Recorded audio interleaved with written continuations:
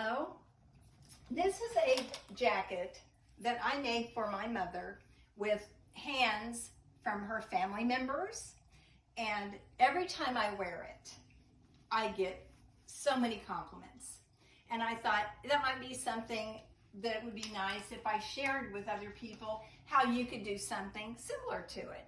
So I will tell you, this one is going to be a little different. That one was more complicated, but for people that don't do this all the time, this is easier. So what you would do, first of all, you would have to have your friends or family members, whoever you're including in yours, trace their hand on a piece of white paper and send it to you. When you get the hand, take another piece of white paper and trace it. Trust me when I tell you, when you put a plain piece of paper on it, you'll be able to see it. And if you can't, I always just trace it. If you can't, you could go ahead and just do it with a dark marker, because you need a dark hand like this. And then what you do, and instead of doing it this way, turn it over, and because you did it in a dark color, you can easily see it. Then you're going to take a product that is called Wonder Under. It is made by Pellon, and it's number 805. And you buy your Wonder Under, and then you take a piece of plain Wonder Under, you put it on the reverse one, not the copy. Turn it over, and you trace it. And after you trace it, then you've got it on the paper, and you're going to cut out the hand, leaving just a very minimal edge to it, like that, okay? And then, once you do that, well, you've got the hand. Then you take the fabric that you're going to make your hand out of. Your hand, maybe it could be white. As you can see, those are a little lighter than this, but they can be light, they can be tan, they can be yellow, brown, or black. It doesn't matter.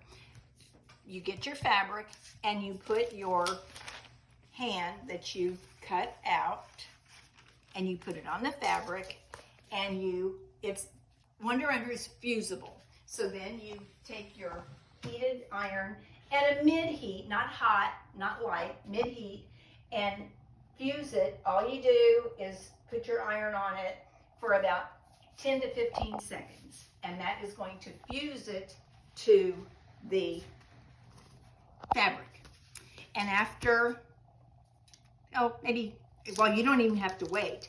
Then you just cut it out, and you cut it on the edge, you see, so that you don't have every part of the fabric has fusible on it. That's the easiest way to do it. So once you fuse it and you cut it out, then you've got it. And the reason you did it on the reverse side is because when you turn it over, then you've got the right side that will, the same as your hand.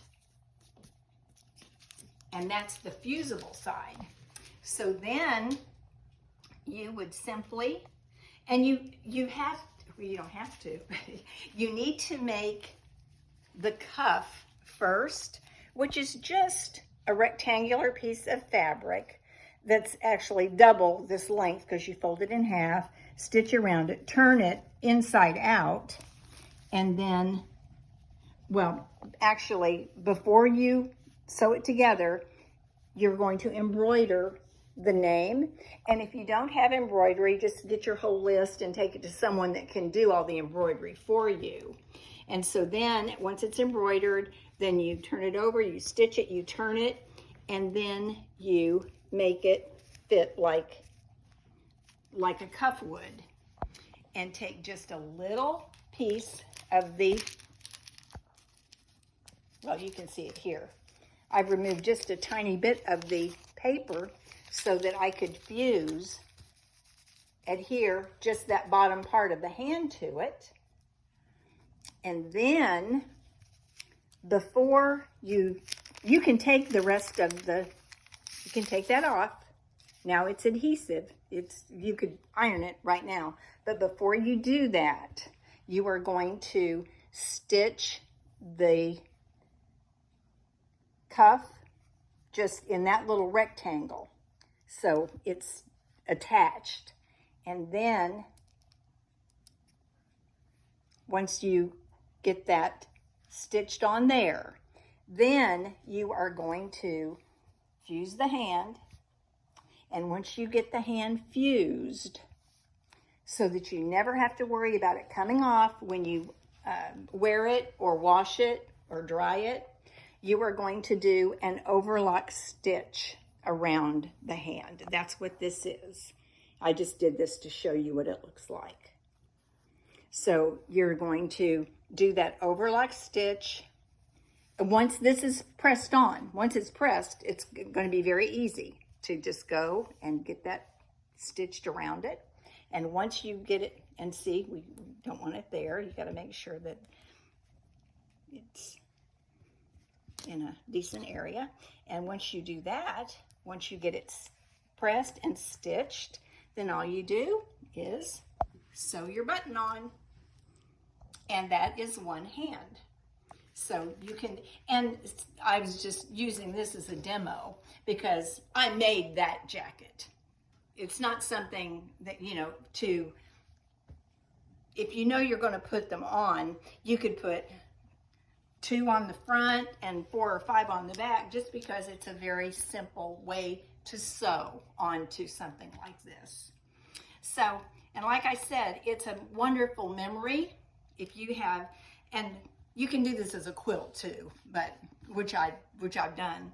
That way, if it's for a child, when you had a baby, you can have all their aunts and uncles, brothers and sisters, and put on there their name and uncle or aunt or whatever, and you have a very nice memorial that will last for a very long time.